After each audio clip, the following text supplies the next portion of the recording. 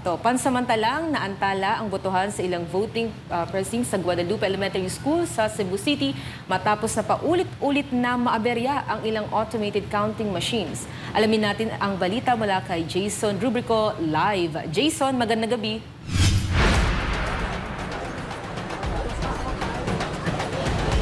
Attorney Trixie Banatbay, magandang gabi. Hinarap nga ng mga botante dito sa Guadalupe Elementary School sa Cebu City ang serye ng aberya sa mga automated counting machines. Ang problema ay nagdulot ng pagkantala sa proseso ng pagboto at pag-alala sa mga botante. Aabot sa 8 automated counting machines ang nakaranas ng technical na aberya sa Guadalupe Elementary School na kabilang sa mga pinakamalaking voting precinct sa buong bansa. Karamihan sa mga makina ay nahirapang magbasa ng mga balota dahilan para magtagal ang proseso ng pagboto at magdulot ng pangamba sa mga botante.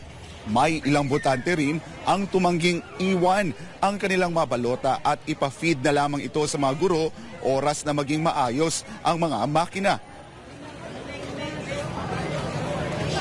Baka dayain yun eh. Iba na yung ang kuhan doon sa pagbasa doon, iba ng resultang lumabas. Oo. Hindi na yung binuto namin. Oo. Yan ang mahirap. Oo. Yan, importante lang ma-actionan yun ng pumilik na maayos yung machine. Oo. Kasi yung resibo, walang resibong lumalabas eh. Oo.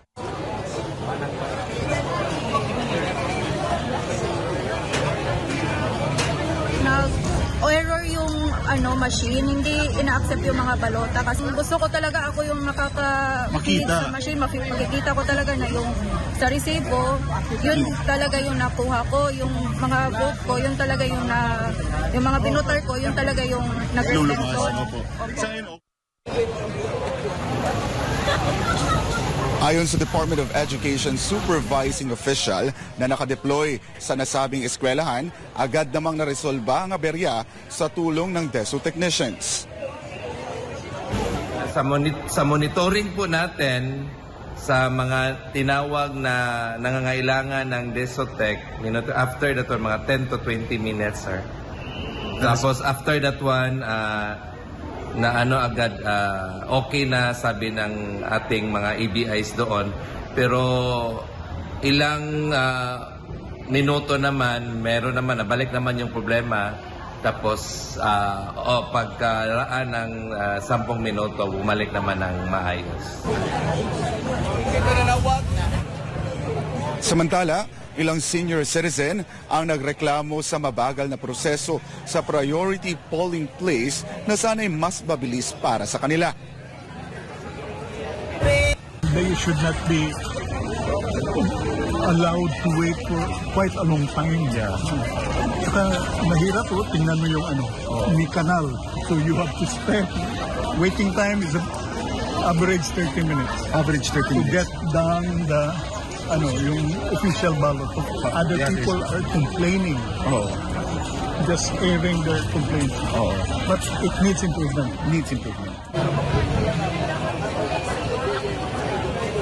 Ilang botante rin ang nainis matapos na hindi agad makita ang kanilang pangalan sa listahan.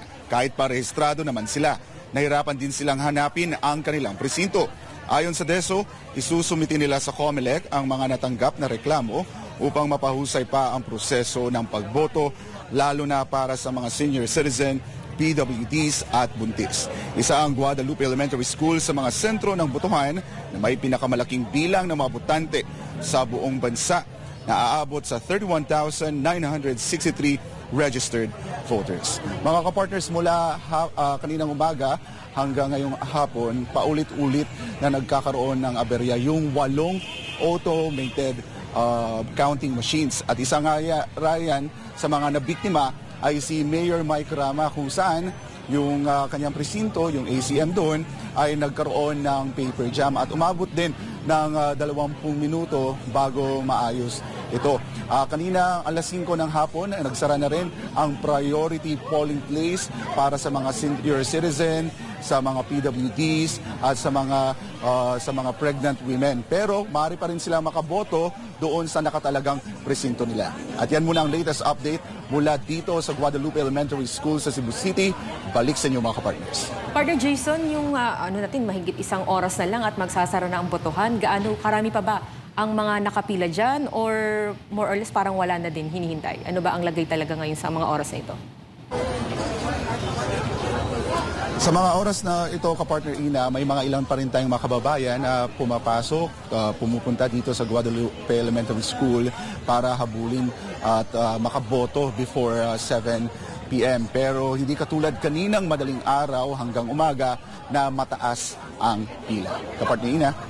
Alright, maraming partner Baran? Yes, so, wala ka bang nahanap dyan na pwede magbigay?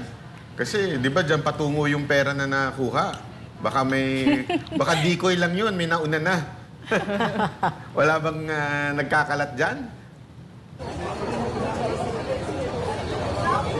Actually, kapartner Banatbay, may mga ulat ng vote buying dito sa Cebu City. Pero particular na dito sa Guadalupe Elementary School ay walang na-monitor ang mga taga-PPCRV, maging yung mga Philippine National Police at yung COMELEC na mga vote buying na nangyayari sa loob at sa labas ng nasabing paaralan. Banatbay.